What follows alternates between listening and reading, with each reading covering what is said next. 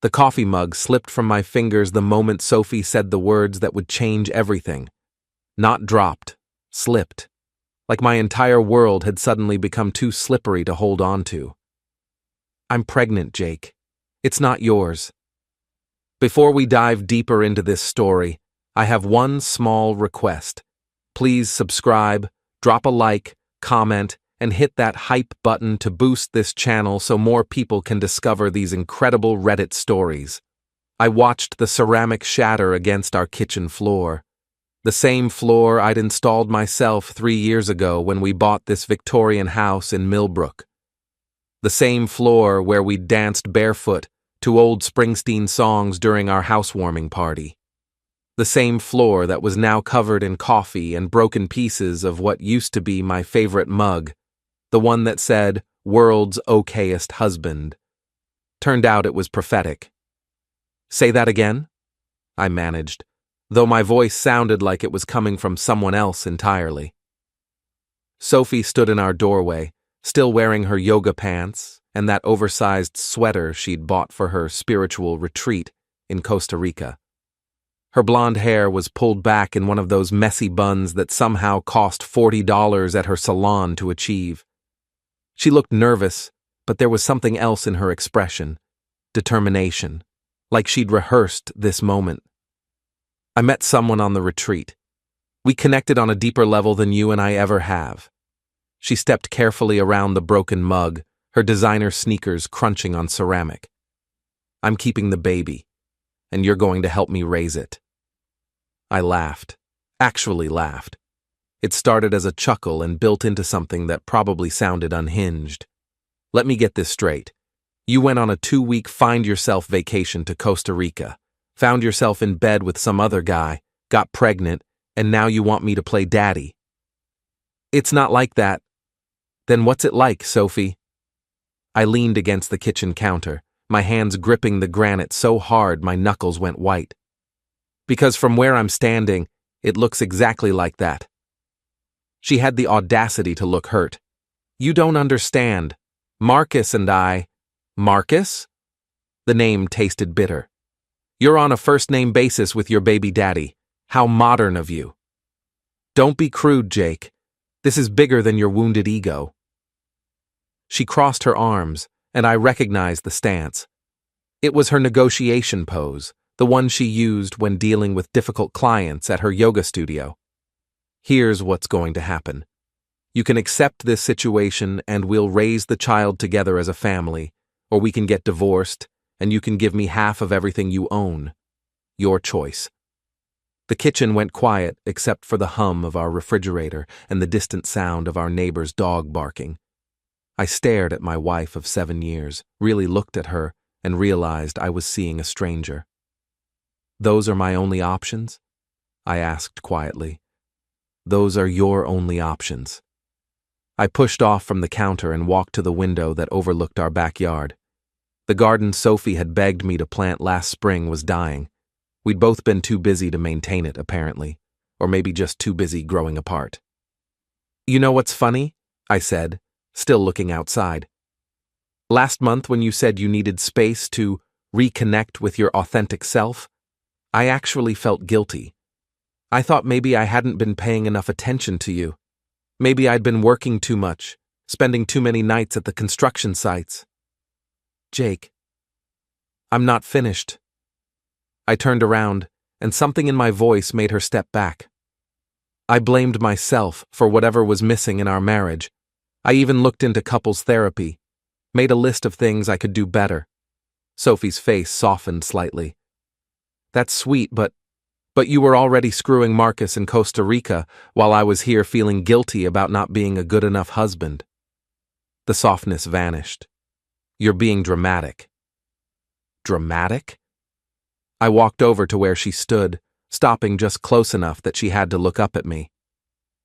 Sophie, you just told me I can either raise another man's child or lose half of everything I've worked for.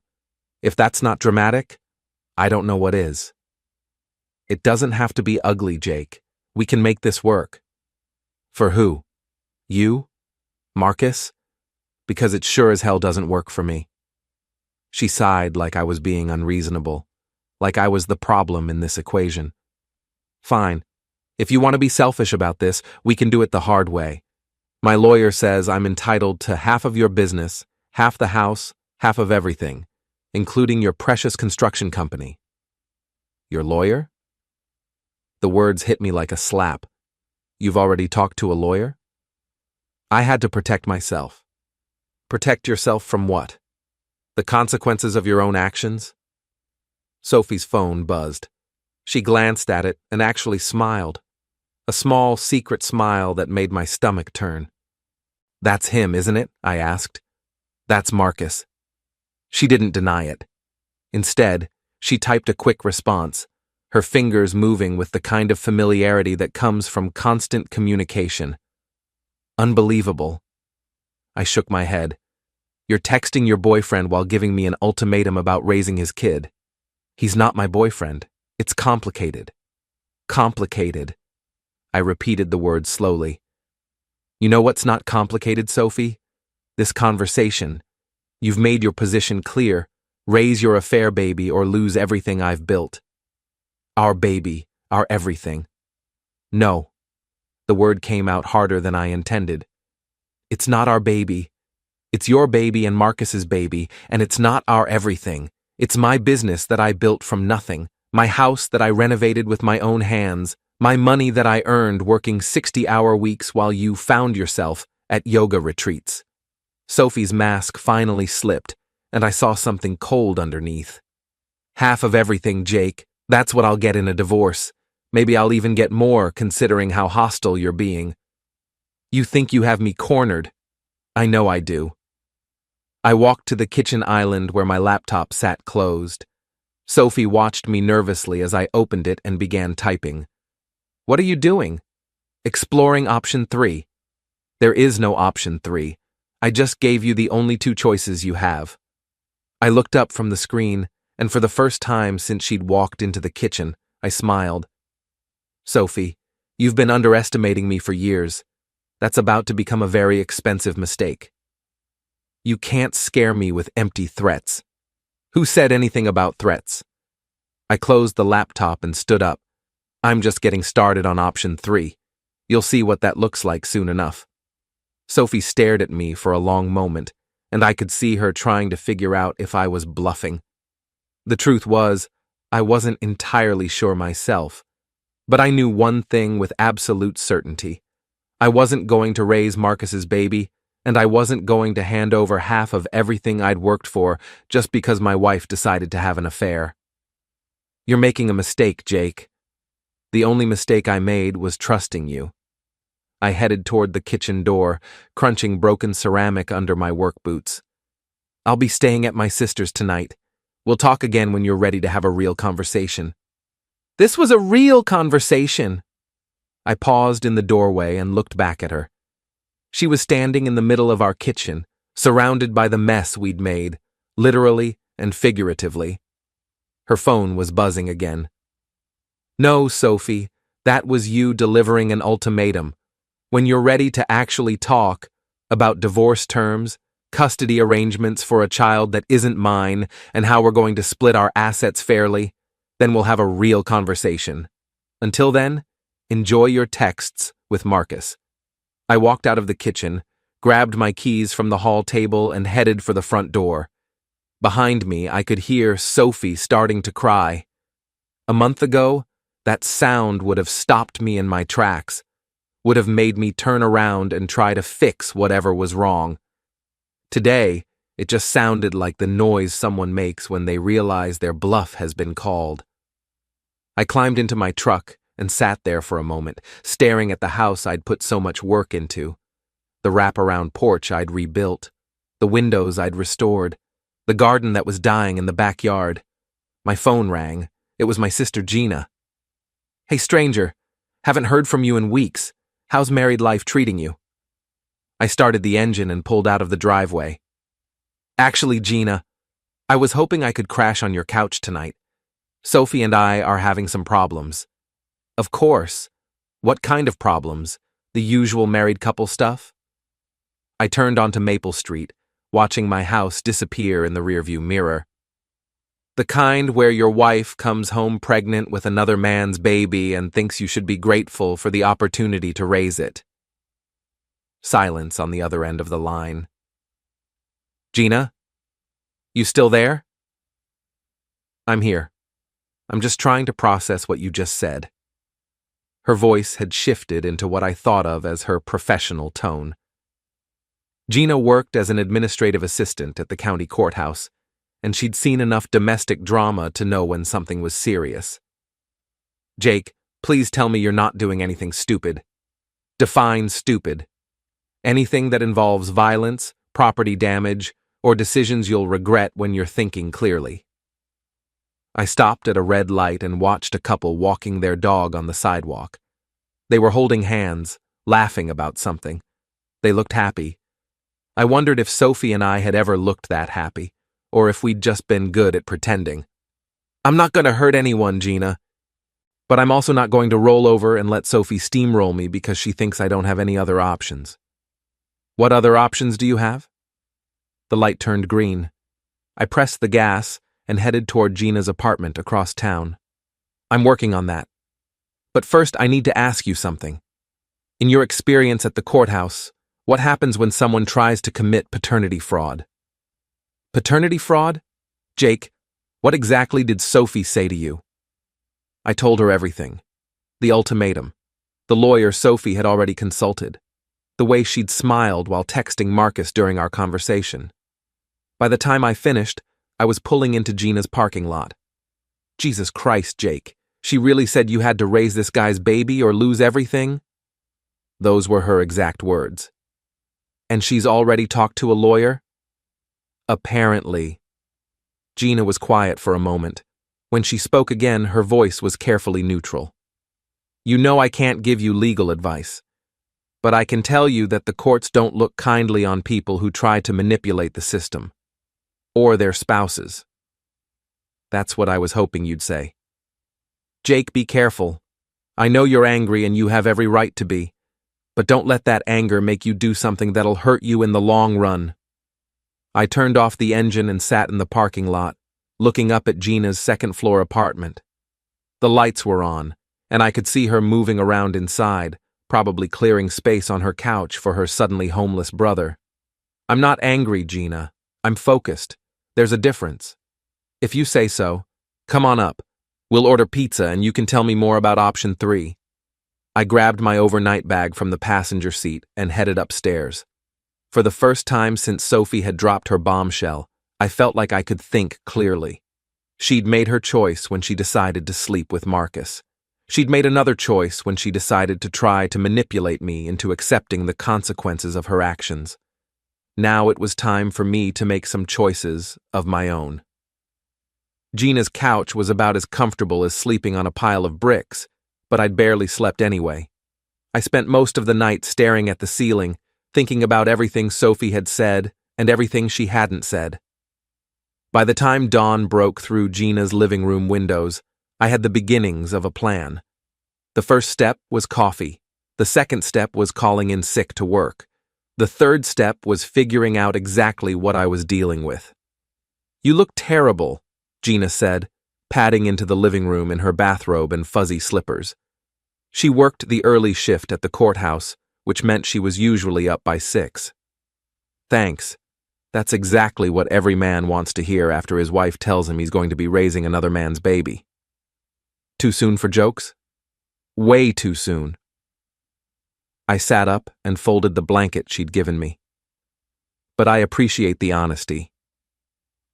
Gina headed to the kitchen, and I heard the blessed sound of her coffee maker starting up. She had one of those expensive machines that Sophie had always wanted, but I'd never been willing to spend the money on. Funny how priorities change when your marriage explodes overnight. So what's the plan? Gina called from the kitchen. Information gathering. I need to know exactly what Sophie's been up to, who this Marcus guy is, and what kind of legal ground I'm standing on. And how do you plan to do that? I pulled out my phone and scrolled through my contacts until I found the number I was looking for. I'm going to start by calling someone who knows Sophie better than I apparently do. The phone rang 3 times before a familiar voice answered. Jake? Is everything okay? It's pretty early. Hey, Marty. Sorry to bother you, but I need to ask you something. Has Sophie been at the bar recently? Maybe with someone I don't know? Marty Kowalski owned the Hammered Nail, the local dive bar where I'd been going for drinks since I moved to Millbrook. He was also one of the few people in town who seemed to hear everything that happened before it officially happened. Sophie? At my place? Marty sounded genuinely confused. Jake, your wife hasn't set foot in my bar since your birthday 2 years ago, and she spent that entire night complaining about the music being too loud. What about before she left for Costa Rica? Any unusual behavior? Different crowd of friends? There was a pause. Jake, what's going on? You sound weird. I walked to Gina's window and looked out at the parking lot. A few early commuters were scraping frost off their windshields. Normal people starting normal days, probably not dealing with cheating wives and paternity ultimatums. Sophie came home pregnant yesterday. The baby isn't mine. Holy shit. Marty's voice dropped to what he probably thought was a whisper but was actually just regular volume. Subtlety had never been his strong suit. Are you sure? She told me herself. Apparently she met someone at her retreat in Costa Rica. That spiritual bullshit retreat? The one that cost $2,000? That's the one. Jesus, Jake. I'm sorry, man, that's really screwed up. Yeah, it is. But here's the thing, Marty. I need to know if she's been talking about this with anyone locally. You know how people are. They can't keep secrets. Someone's bound to have heard something. I'll ask around, discreetly. I appreciate it, but Marty, don't mention this conversation to anyone yet. I'm still figuring out my next move. Of course, man. Whatever you need. I hung up and turned to find Gina standing in the kitchen doorway with 2 mugs of coffee. She was fully dressed now, ready for work. Calling in favors already? Information is power. I took the coffee gratefully. It was perfect, strong and black, exactly how I needed it. Sophie thinks she holds all the cards because she's got a lawyer and a sob story about finding herself in Costa Rica. But she's forgetting that I've lived in this town for 7 years, too. I know people. What kind of people? The kind who notice things, the kind who talk. I took a long sip of coffee and felt my brain starting to function properly for the first time since yesterday. Sophie's not as careful as she thinks she is. And this Marcus guy? He's about to find out that actions have consequences. Gina checked her watch. I have to leave for work in 10 minutes, but before I go, I want to say something. Shoot. Whatever you're planning, make sure it's legal. I've seen too many good people destroy their lives because they let anger drive their decisions. I'm not angry, Gina. I told you that last night. Then what are you? I thought about it for a moment, trying to find the right word for what I was feeling. It wasn't anger, exactly. It was something colder, more calculated, motivated. That's what worries me. After Gina left for work, I spent an hour on my laptop researching paternity laws in our state. What I found was interesting. Very interesting. In cases where paternity fraud was suspected, the courts could order DNA testing. If the fraud was proven, the person who committed it could be held liable for damages. They could also lose their claim to marital assets, especially if the fraud was part of a larger pattern of deception. More importantly, attempting to coerce someone into accepting paternity of a child that wasn't theirs could be considered a form of extortion, depending on how it was presented. Sophie's exact words came back to me. You can accept this situation and we'll raise the child together as a family, or we can get divorced and you can give me half of everything you own. Your choice. That sounded an awful lot like extortion to me. My phone rang. Sophie's name appeared on the screen. We need to talk, she said without preamble when I answered. I'm listening. Not over the phone. Can you meet me for lunch? Somewhere neutral. Where did you have in mind? The diner on Main Street, 1 o'clock. I checked the time. It was almost 11, which gave me a couple of hours to prepare. Fine. But Sophie, if you're planning to give me the same ultimatum you gave me yesterday, Don't bother. I've already heard it. Just be there, Jake. She hung up before I could respond. I spent the next 2 hours doing something Sophie probably wasn't expecting. I got my affairs in order. I called my accountant and asked him to prepare a complete financial statement showing the value of my construction business, our house, and all of our joint assets. I called my bank and moved half of our joint savings into a separate account, not to hide it, but to protect it from any sudden withdrawals Sophie might try to make. Then I did something that felt both necessary and heartbreaking. I went home. The house was empty.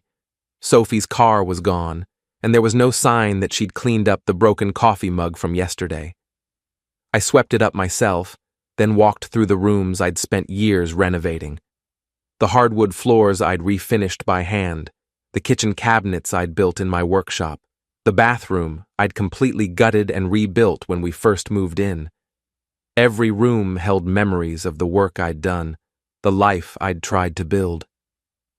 In our bedroom, I noticed that some of Sophie's clothes were missing. Not many, just enough for a few days. She was staying somewhere else, probably with her friend Tessa, who lived in one of those expensive downtown lofts. I opened Sophie's laptop, which she'd left on the dresser.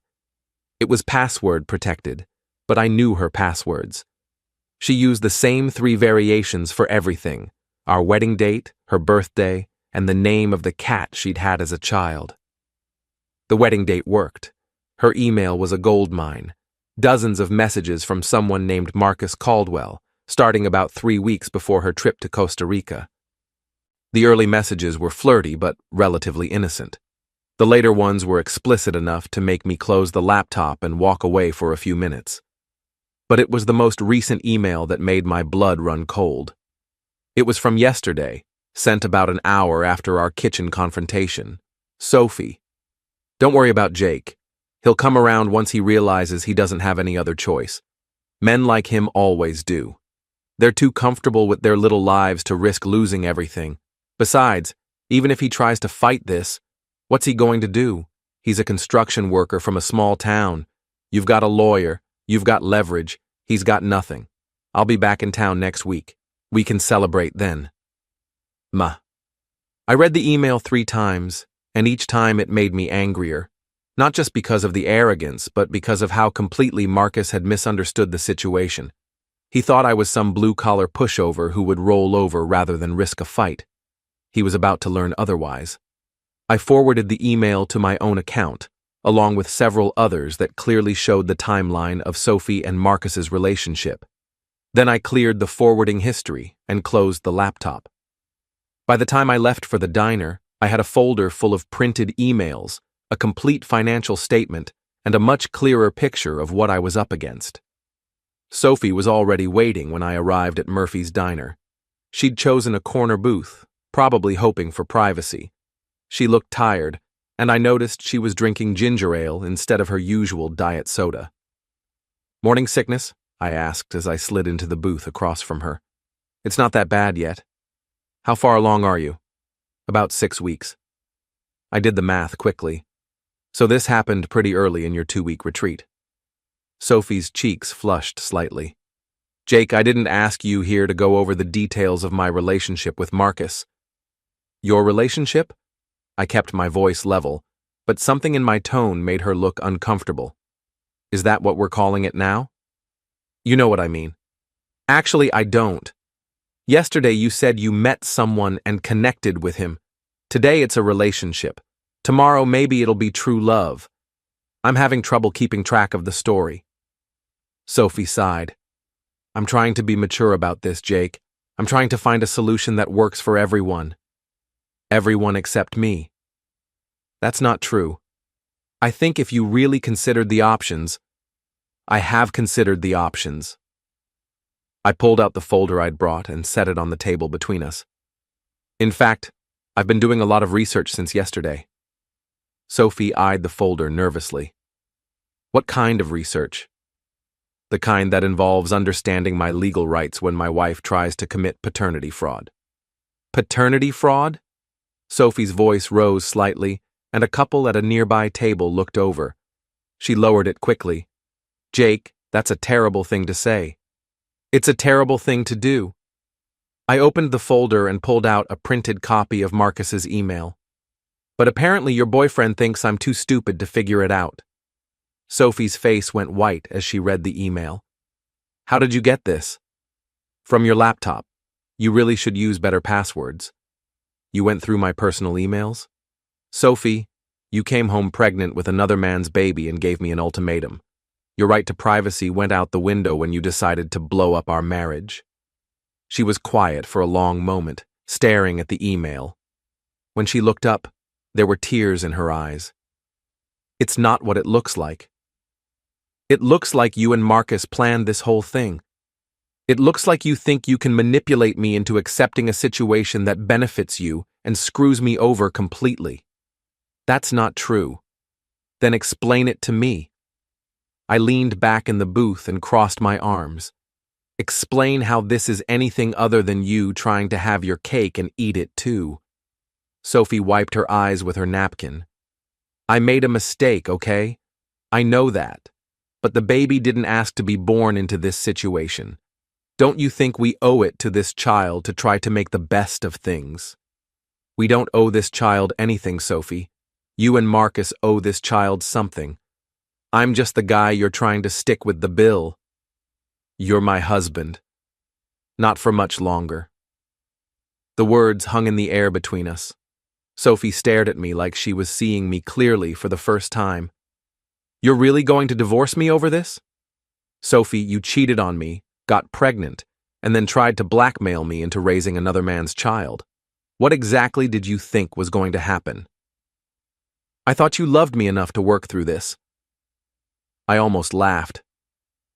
Work through this? Sophie, there's nothing to work through. You made your choice when you slept with Marcus. You made another choice when you decided to try to manipulate me instead of being honest about what you wanted. What I want is to save our marriage. No, what you want is to have me subsidize your affair. There's a difference. Sophie was crying openly now, but I felt nothing. Yesterday, her tears might have affected me. Today, they just seemed like another manipulation tactic. So what happens now? She asked. I gathered up the papers and put them back in the folder. Now you call your lawyer and tell him you're going to need a different strategy, because the guy who was supposedly too comfortable with his little life to fight back, he's about to become your biggest problem. I stood up and dropped a 20 on the table to cover both of our drinks. Jake, wait. I paused and looked down at her. What? I'm sorry. I know I handled this badly, but I'm sorry. Sorry you got caught, or sorry you did it? She didn't answer, which was an answer in itself. That's what I thought. See you in court, Sophie. I walked out of the diner and into the bright afternoon sunlight. For the second time in 2 days, I felt like I could think clearly. Sophie had shown me her cards, and they weren't as strong as she'd thought they were. Now it was time to show her mine. The law office of Patterson and Associates looked exactly like what it was, a place where people went to get divorced and fight over money, gray carpet, generic artwork on the walls, and a receptionist who'd clearly seen enough domestic drama to remain professionally unimpressed by whatever fresh hell walked through the door. Mr. Morrison, Mr. Patterson will see you now. I followed her down a hallway lined with diplomas and legal awards to a corner office where a man in his 50s sat behind a mahogany desk that probably cost more than most people's cars. Jake Morrison? He stood and extended his hand. Tom Patterson, thanks for coming in on such short notice. Thanks for seeing me, I know you're busy. Never too busy for a referral from Judge Harlan's office. Patterson gestured to a chair across from his desk. Gina Morrison speaks very highly of you. I'd called Gina after leaving the diner with Sophie, and she'd made some phone calls of her own. Within 2 hours, I had an appointment with one of the best divorce attorneys in the county. So, Patterson said, settling back into his chair, Gina gave me the basic outline of your situation, but I'd like to hear it from you. Start from the beginning. I told him everything. Sophie's ultimatum, the emails from Marcus, the timeline of her affair, and her threat to take half of everything I owned if I didn't agree to raise another man's child. Patterson took notes while I talked, occasionally asking for clarification or more details. When I finished, he set down his pen and looked at me seriously. "Mr. Morrison, I have to ask you this directly. Are you absolutely certain the child isn't yours? Sophie and I haven't had intimacy since February. She's 6 weeks pregnant, which means the baby was conceived in early March while she was in Costa Rica. And you can prove you weren't in Costa Rica?" "I was working. I have job site photos, employee witnesses, and credit card records showing I was here in Millbrook the entire time she was gone." Patterson nodded. "Good. Now, about her ultimatum. Did she put any of this in writing?" "Not the ultimatum itself, but I have the emails between her and Marcus, including one where he talks about me not having any choice but to go along with their plan." "I'd like to see those." I handed him copies of the emails I'd printed. He read through them carefully, his expression growing more serious with each page.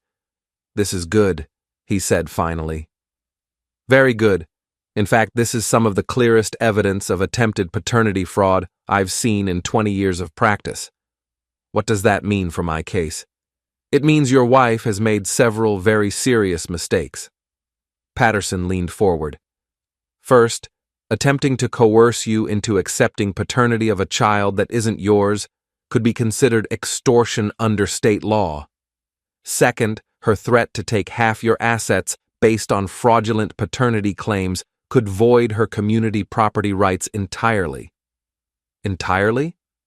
"If we can prove she entered into this affair with the intent to defraud you, and these emails suggest she did, then she could be found to have violated her fiduciary duty as a spouse.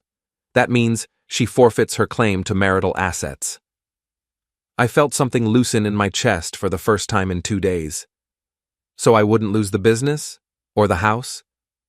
"Not only would you not lose them, but depending on how aggressively we want to pursue this, she could end up owing you damages for the emotional distress and financial harm she's caused." "What's the catch?" Patterson smiled grimly. "The catch is that we have to prove our case, and your wife's attorney is going to fight us every step of the way. This won't be quick, and it won't be pretty." "I'm not looking for quick or pretty. I'm looking for justice." "Then let's talk strategy." We spent the next hour going over the details of what a contested divorce would look like. Patterson explained that we'd need to file immediately to protect my assets, request DNA testing to prove paternity fraud, and gather as much evidence as possible about Sophie's affair and her attempts to manipulate me. "There's one more thing," Patterson said as our meeting was wrapping up. "I strongly advise you to document everything from this point forward. Every conversation with your wife, every text message, every interaction. If she's willing to commit paternity fraud, she's likely willing to lie about other things too." "Already started," I said, patting my jacket pocket where I'd been keeping a small digital recorder. "I recorded our conversation at the diner yesterday. Is that legal in this state?" "Single-party consent. As long as I'm part of the conversation, I can record it without telling her." Patterson looked impressed. "You've done your homework." I had good motivation. By the time I left Patterson's office, it was almost 5 o'clock. I had a stack of papers to sign, a retainer check to write, and a plan of action that extended well into the next several months. But for the first time since Sophie had dropped her bombshell, I felt like I was in control of the situation. My phone buzzed with a text message as I was walking to my truck. It was from Sophie. "We need to talk. This is getting out of hand." I typed back, "You're right. It got out of hand when you decided to cheat on me and try to blackmail me into raising your boyfriend's baby. All future communication goes through our lawyers." Her response came immediately. "Jake, please, don't do this. We can work something out." I almost felt sorry for her. Almost. "You had your chance to work something out. You chose ultimatums instead. Now you get to live with the consequences." I turned off my phone and drove to the Hammered Nail. I needed a drink, and I needed to talk to Marty about what he'd learned from asking around town.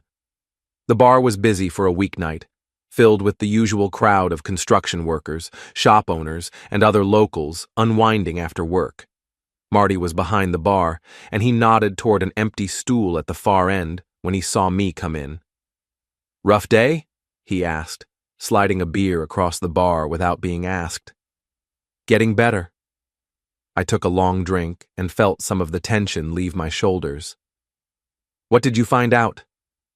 Marty glanced around to make sure no one was listening, then leaned closer. "You're not going to like this." "I'm already not liking most things lately. Hit me." "Sophie's been talking, a lot. To anyone who'll listen." "About what?" "About how you two have been having problems, how you've been distant and angry, how she's been feeling neglected and unappreciated." I set down my beer harder than I'd intended. "She's been setting up a narrative."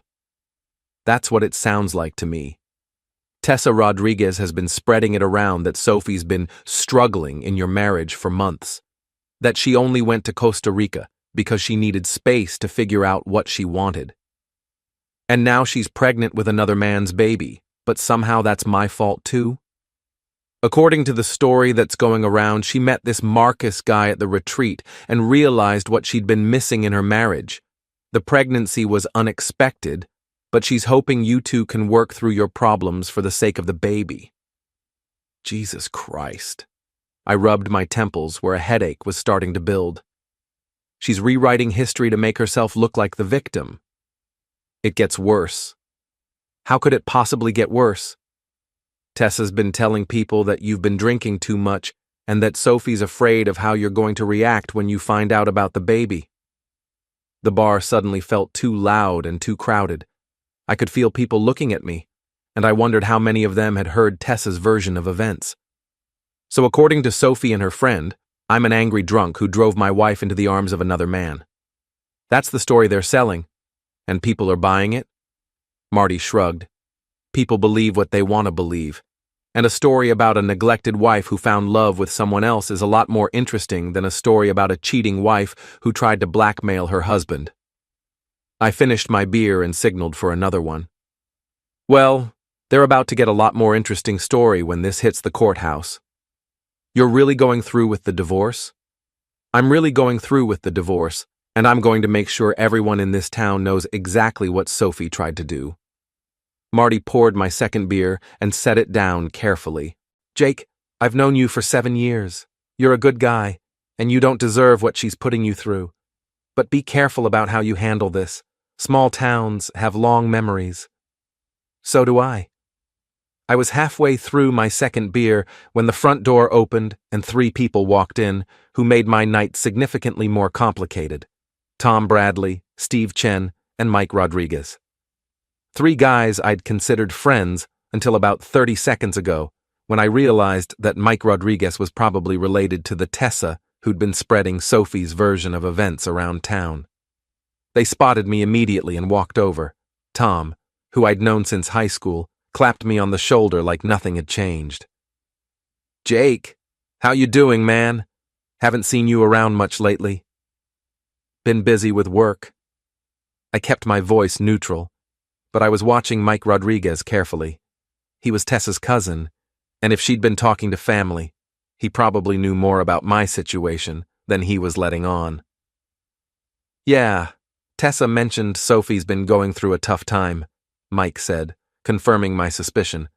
Marriage stuff is hard, man, but you guys will work it out. Will we? Sure, Sophie's a good woman. Sometimes people just need space to figure things out. Steve nodded in agreement. My wife went through something similar a few years ago. Felt like she'd lost herself, you know? Needed to rediscover who she was outside of being married.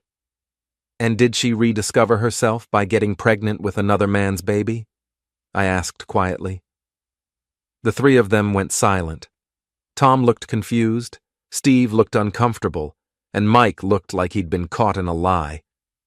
What are you talking about? Tom asked. I'm talking about the fact that Sophie came home from her soul-searching retreat in Costa Rica pregnant with some guy named Marcus's baby. I'm talking about the fact that she gave me an ultimatum: raise his kid or lose half of everything I own in a divorce. Mike's face flushed red. That's not... Tessa said what, Mike? That Sophie was the victim in this situation? That I drove her away with my terrible husbandly behavior? Look, man, I don't know all the details. No, you don't. But that didn't stop you from taking sides, did it? Steve stepped between us. Hey, let's all calm down. This is obviously a complicated situation. It's not complicated at all.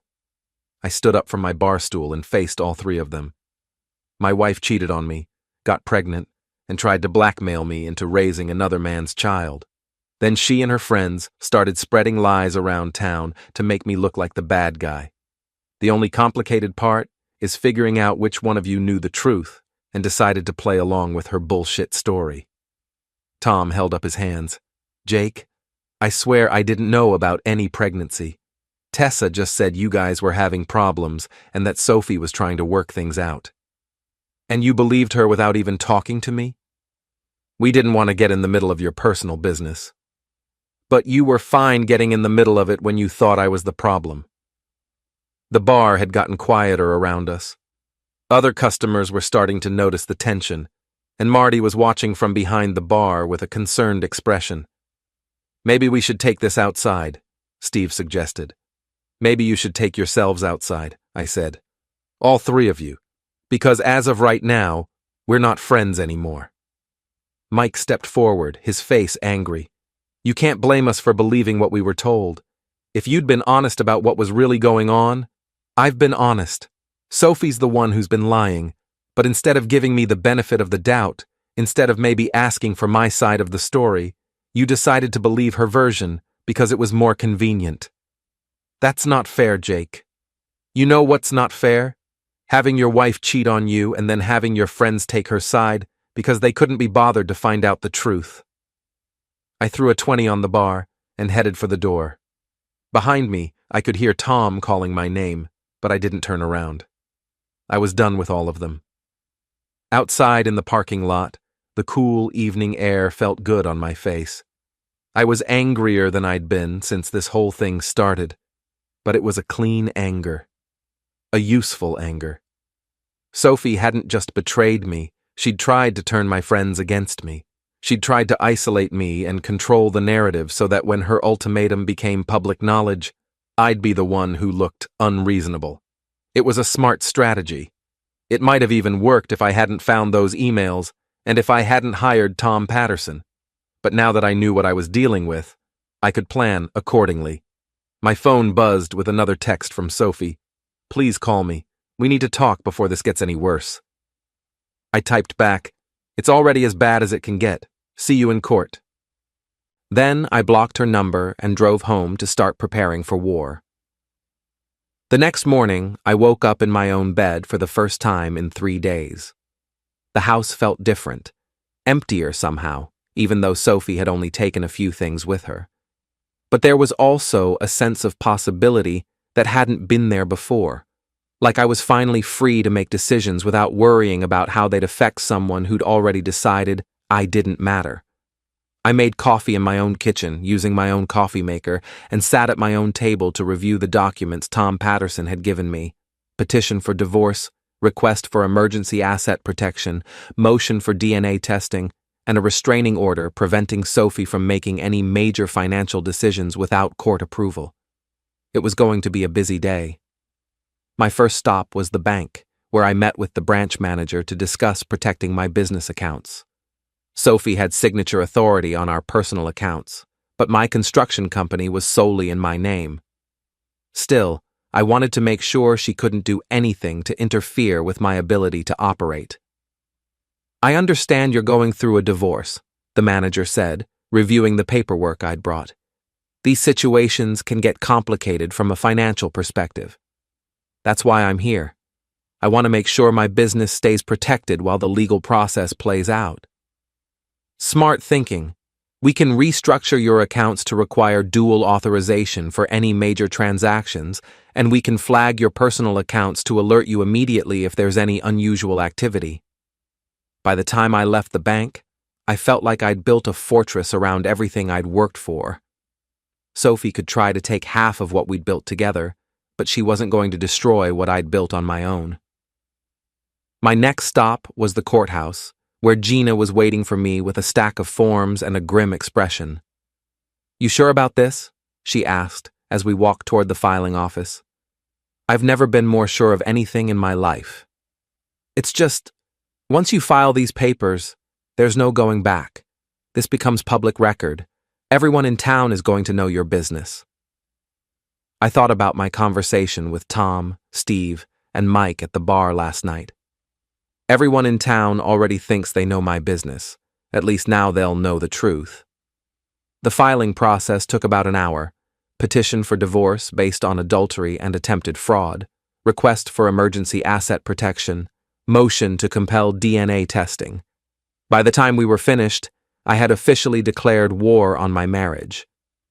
"The sheriff will serve these papers to Sophie within 48 hours, the clerk explained. "She'll have 30 days to respond through her attorney. And until then? Until then, she can't touch any marital assets, and she can't make any major decisions about shared property." I thanked the clerk and walked out of the courthouse, feeling like I'd just fired the first shot in a battle I intended to win.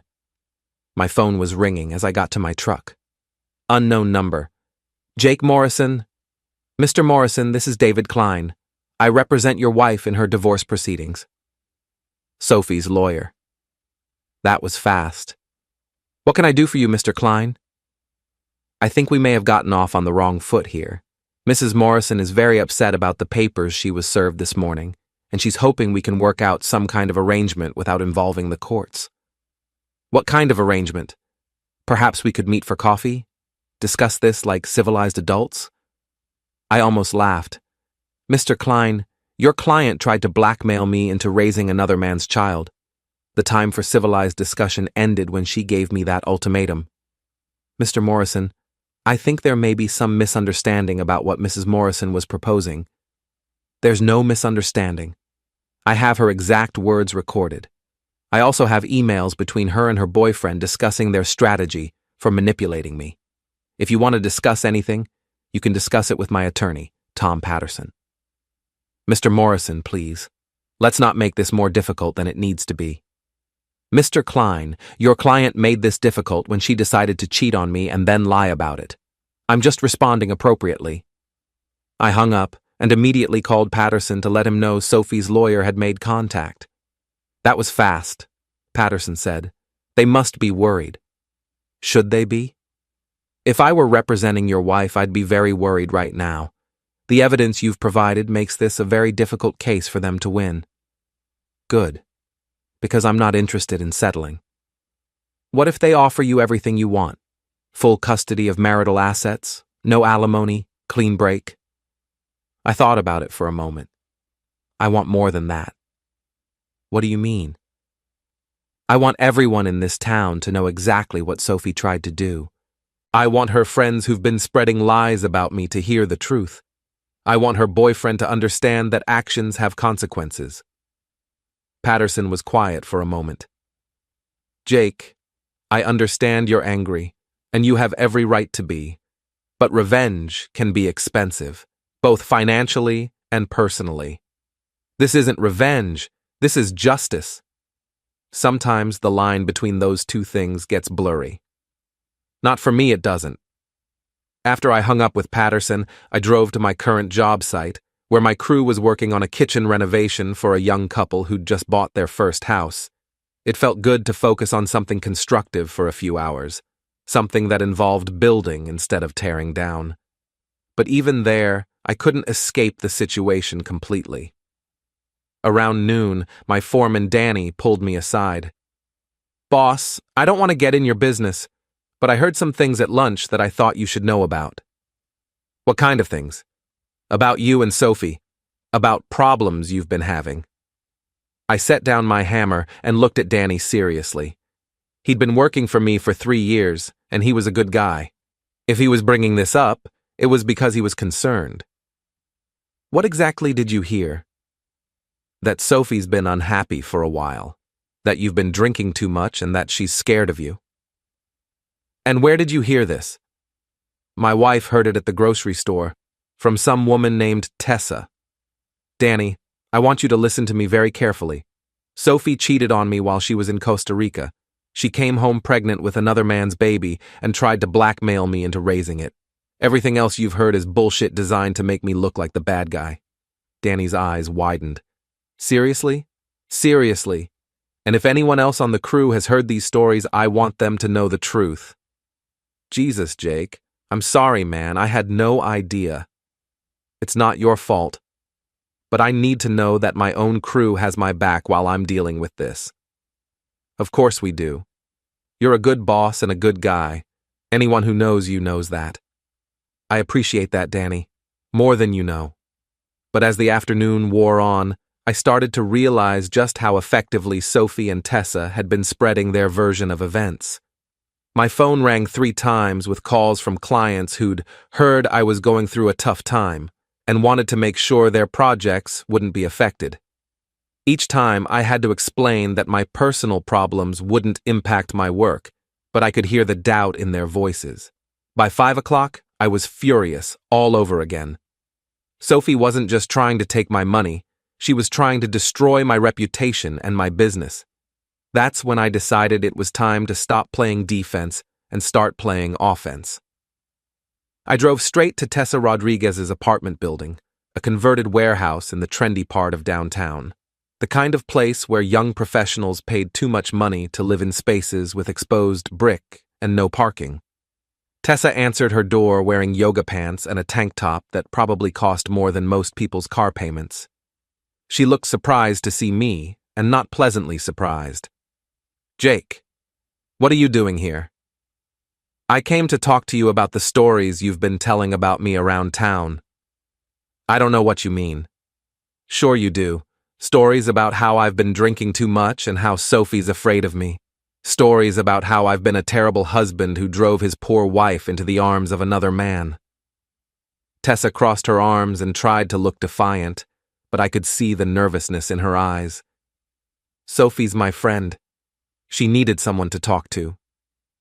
And you decided the best way to help her was to spread lies about me. They're not lies. Sophie told me. Sophie told you what she wanted you to believe. Did she also tell you that she came home pregnant with another man's baby? Did she tell you that she tried to blackmail me into raising it? Tessa's defiance wavered. That's not... She said you two were trying to work things out. We're not working anything out. We're getting divorced. And when this goes to court, everyone in this town is going to know exactly what your friend tried to do. You can't blame Sophie for falling in love with someone else. Sometimes these things just happen. I don't blame her for falling in love. I blame her for lying about it, cheating on me, and then trying to manipulate me into accepting the consequences of her actions.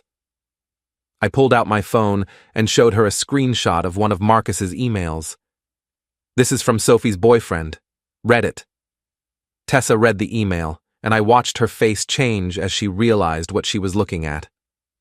This doesn't prove anything, she said, but her voice lacked conviction. It proves that Sophie and Marcus planned this whole thing. It proves that they thought they could manipulate me because they assumed I was too weak to fight back. Sophie wouldn't do that. She's not that kind of person. Tessa, the evidence says otherwise. And when this goes to court, a judge is going to see all of it. The emails, the timeline, the ultimatum she gave me, everything. Tessa handed my phone back and looked away. What do you want from me? I want you to stop spreading lies about me. I want you to tell everyone you've talked to that you were wrong about what was happening in my marriage. I can't do that. It would make me look like an idiot. You should have thought about that before you decided to get involved in something you didn't understand. I turned to leave, then paused and looked back at her. Tessa, I've spent 7 years building a reputation in this town. I've built a business, made friends, contributed to the community. I'm not going to let you and Sophie destroy that because it's convenient for your narrative. Is that a threat? It's a promise. If you keep spreading lies about me, I'm going to make sure everyone knows the truth, all of it, including the part where you helped Sophie try to cover up her affair. I left Tessa standing in her doorway and drove home feeling better than I had all day. The conversation hadn't been pleasant, but it had been necessary. Sophie and her friends had been operating under the assumption that I would quietly accept whatever story they wanted to tell about me. They were about to learn otherwise. That evening, I did something I hadn't done in years. I went through my contact list and started making phone calls. Not to complain or ask for sympathy, but to set the record straight. I called clients, suppliers, other contractors, and anyone else who might have heard Sophie's version of events. Each conversation was brief and to the point. I wanted you to hear from me directly that Sophie and I are getting divorced because she had an affair and came home pregnant with another man's baby. If you've heard anything else, it's not true. Some people were shocked, some were sympathetic. A few were clearly uncomfortable with the whole situation, but by the time I was finished, I'd spoken to 30 people who now knew the real story. My phone rang around 9 o'clock. It was Tom Patterson. "Jake, I just got off the phone with David Klein, Sophie's attorney." "What did he want?" "He wanted to discuss a settlement. Apparently your wife is very eager to resolve this quickly and quietly." "What kind of settlement?" "She's willing to waive all claims to marital assets in exchange for you agreeing not to pursue the paternity fraud charges." I thought about it for exactly 3 seconds. "No. Jake, this is a very generous offer. You'd keep everything, the house, the business, all of your savings. She'd get nothing. Except she'd also get to avoid the consequences of what she tried to do. She'd get to keep her reputation intact, while mine gets destroyed by the lies she's been spreading. You could include a non-disclosure agreement in the settlement, prevent her from talking about the marriage or the divorce. That doesn't fix the damage she's already done, and it doesn't send the message that needs to be sent." Patterson sighed. "What message is that?" "That actions have consequences, that you can't cheat on your spouse, try to commit paternity fraud, and then walk away like nothing happened. Jake, I have to advise you that going to trial is risky. Even with the evidence we have, there's no guarantee we'll get the outcome you want. Then we'll have to make sure we do get it." After I hung up with Patterson, I sat in my living room and looked around at everything Sophie and I had built together. The furniture we'd picked out, the photos on the walls, the life we'd created. Tomorrow, I was going to start taking it all apart. Not because I wanted to, but because she'd left me no choice. Sophie had started this war when she decided to cheat on me and then tried to manipulate me into accepting it. But I was going to finish it. And when I was done, everyone in Millbrook was going to know exactly what kind of person my wife really was. The courthouse steps were busier than usual for a Thursday morning, filled with lawyers, clients, and the kind of people who showed up to watch other people's lives fall apart in public. I recognized a few faces from around town, including Tessa Rodriguez, who was sitting in the back row trying to look invisible. "You ready for this?" Tom Patterson asked as we walked through the metal detectors. "I've been ready since the day Sophie gave me her ultimatum. Remember what we discussed. Let me do the talking unless the judge asks you a direct question, and whatever happens, keep your emotions in check." "My emotions are perfectly in check." Patterson gave me a look that suggested he wasn't entirely convinced, but we were already being called into the courtroom. Judge Patricia Harlan was exactly what you'd expect from someone who'd been dealing with domestic disputes for 25 years. Sharp-eyed, no nonsense, and clearly unimpressed by whatever drama was about to unfold in her courtroom. "This is the matter of Morrison versus Morrison," she announced. "Petition for divorce with allegations of adultery and attempted paternity fraud." Sophie sat at the defendant's table with David Klein, looking pale and nervous. She was wearing a conservative blue dress that I'd never seen before, probably chosen to make her look sympathetic. She didn't look at me when I sat down. "Mr. Klein, I've reviewed your client's response to the petition," Judge Harlan said. "She denies the allegations of fraud and requests an equitable distribution of marital assets. Is that correct?" "Yes, Your Honor. Mrs. Morrison acknowledges that the marriage has broken down irretrievably, but she disputes the characterization of her actions as fraudulent." "Mr. Patterson, Your client is alleging some very serious misconduct. I assume you have evidence to support these claims? We do, Your Honor. Substantial evidence. Then let's hear it. For the next hour, Patterson methodically laid out our case. He presented the timeline of Sophie's affair, the emails between her and Marcus, and the recording I'd made of our conversation at the diner where she'd given me the ultimatum. The courtroom was dead silent as the judge listened to Sophie's voice coming through the speakers. You can accept this situation and we'll raise the child together as a family, or we can get divorced, and you can give me half of everything you own. Your choice. When the recording ended, Judge Harlan looked at Sophie with an expression that could have frozen hell. Mrs. Morrison, is that your voice on the recording? Sophie looked at her lawyer, who nodded reluctantly. Yes, Your Honor. And did you, in fact, present your husband with that ultimatum? Your Honor, I was trying to find a solution that would work for everyone. Mrs. Morrison, I asked you a yes or no question. Did you present your husband with that ultimatum? Sophie's voice was barely a whisper. Yes. And at the time you made this statement, were you pregnant with another man's child? Yes. Judge Harlan made some notes, then looked at Klein. Mr. Klein, does your client wish to dispute the DNA evidence showing that she is carrying a child that is not her husband's? No, Your Honor. We're not disputing paternity. Then what exactly are you disputing? Klein stood up, looking uncomfortable. Your Honor, my client acknowledges that she made some poor choices, but she disputes that her actions constitute fraud. She was attempting to preserve her marriage and provide stability for the child. By threatening to take half of her husband's assets if he didn't agree to raise another man's child? Your Honor, Mrs. Morrison was emotional and not thinking clearly. Mr. Klein, your client consulted with an attorney before making this ultimatum. The evidence shows she planned this conversation. That doesn't sound like someone who wasn't thinking clearly. Patterson stood up.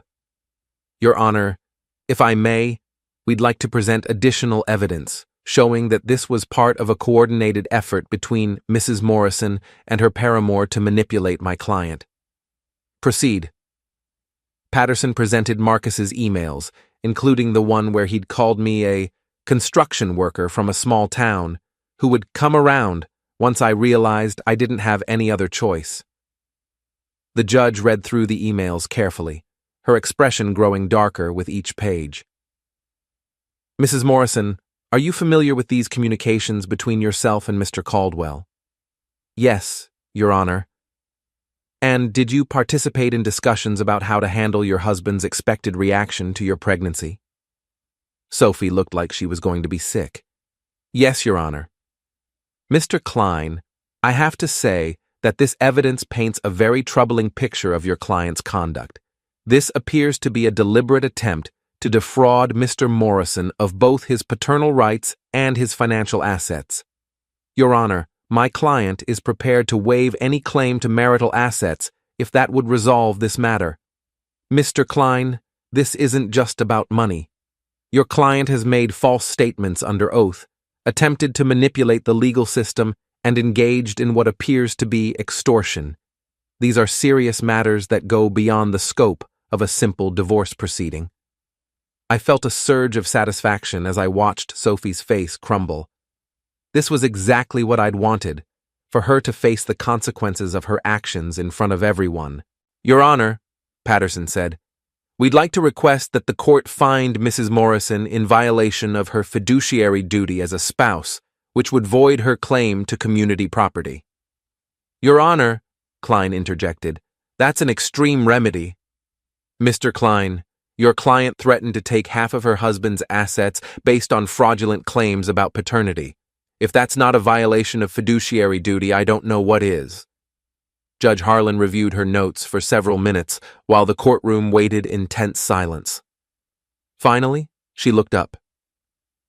Based on the evidence presented, I find that Mrs. Morrison did, in fact, attempt to defraud her husband regarding the paternity of her child, and did threaten him with financial consequences if he didn't comply with her demands. This constitutes a clear violation of her fiduciary duty as a spouse. Sophie started crying, but Judge Harlan wasn't finished. Therefore, I'm granting Mr. Morrison's petition for divorce and ruling that Mrs. Morrison has forfeited any claim to marital assets. Mr. Morrison will retain full ownership of the family home, his business, and all joint financial accounts. Your Honor, Klein said desperately, my client is pregnant and will need some form of support. Your client should have considered that before she decided to commit fraud. If she needs financial support, she can seek it from the father of her child. Judge Harlan banged her gavel, and just like that, it was over. I had won completely and utterly. As people filed out of the courtroom, I could hear the whispers starting. The story was already spreading, and by the end of the day, everyone in Millbrook would know exactly what Sophie had tried to do. Sophie was still crying as Klein helped her gather her papers. She looked at me once, her eyes filled with a mixture of anger and desperation. I hope you're happy, she said as she walked past my table. I'm satisfied, I replied. There's a difference. Outside the courthouse, Patterson and I were approached by a reporter from the local newspaper. Mr. Morrison, do you have any comment on today's proceedings? I thought about it for a moment, then decided that Sophie had forfeited any right to privacy when she'd tried to destroy my reputation. My wife had an affair, got pregnant, and tried to blackmail me into raising another man's child. When I refused, she and her friends spread lies about me around town to make me look like the bad guy. Today, a judge heard all the evidence and ruled that her actions constituted fraud. I think that speaks for itself. The reporter scribbled notes frantically. What's next for you? I'm going back to work. I have a business to run and a life to rebuild. Any plans to reconcile with your wife? I almost laughed. My ex-wife made her choice when she decided to cheat on me. Now she gets to live with the consequences.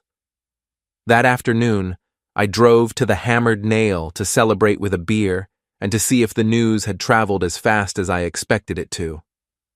The bar was packed, even for a Thursday afternoon. Marty was behind the bar, grinning from ear to ear when he saw me walk in. There he is, he called out. The man of the hour. The entire bar turned to look at me, and I was surprised to hear a round of applause. Apparently, the story of my courtroom victory had already made the rounds. Drinks are on the house, Marty announced, for the guy who just proved that cheaters don't always win. I made my way to the bar, accepting congratulations and handshakes from people I'd known for years. It felt good to be vindicated, to have everyone know that I'd been telling the truth all along.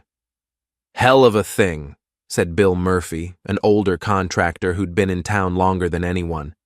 Takes balls to fight back like that. Sometimes you don't have a choice, I replied. Sure you do. A lot of guys would have just rolled over and taken it. Easier that way. Easier for who? For everyone, but not necessarily right. I was halfway through my beer when the door opened and Tom Bradley walked in. He looked around the bar nervously, spotted me, and walked over. Jake, can I talk to you for a minute? Sure. What's on your mind? I wanted to apologize for the other night and for not giving you the benefit of the doubt. Apology accepted. I feel like an idiot. We all do. We should have known better than to believe Tessa's gossip without hearing your side. I looked at Tom, remembering how quickly he'd been willing to believe that I was the problem in my marriage. You should have, but I understand why you didn't. Do you? Because I'm not sure I understand it myself. You believed what you wanted to believe. It's easier to think that marriages fall apart because of gradual problems than because one person decides to blow everything up with a single selfish decision. Tom nodded slowly. Maybe you're right. Either way, I'm sorry, and I'm glad you fought back. Thanks. That means something. After Tom left, I sat at the bar thinking about everything that had happened over the past week. 7 days ago, I'd been married to someone I thought I knew. Today, I was divorced, vindicated, and starting over. It should have felt like victory, and in many ways it did. But there was also something hollow about it. I'd won the war, but I'd lost 7 years of my life in the process. I'd proven that Sophie was a liar and a cheat, but that didn't change the fact that she'd been lying and cheating. My phone buzzed with a text from an unknown number. "You destroyed my life. I hope you're proud of yourself." I showed the message to Marty, who was refilling my beer. "Sophie?" he asked. "Probably. Or maybe Marcus. Hard to tell when people won't use their names." "You going to respond?" I thought about it, then typed back, "You destroyed your own life. I just made sure everyone knew about it." Then I blocked the number and put my phone away. "You know what the funny thing is?" I said to Marty. "What's that?"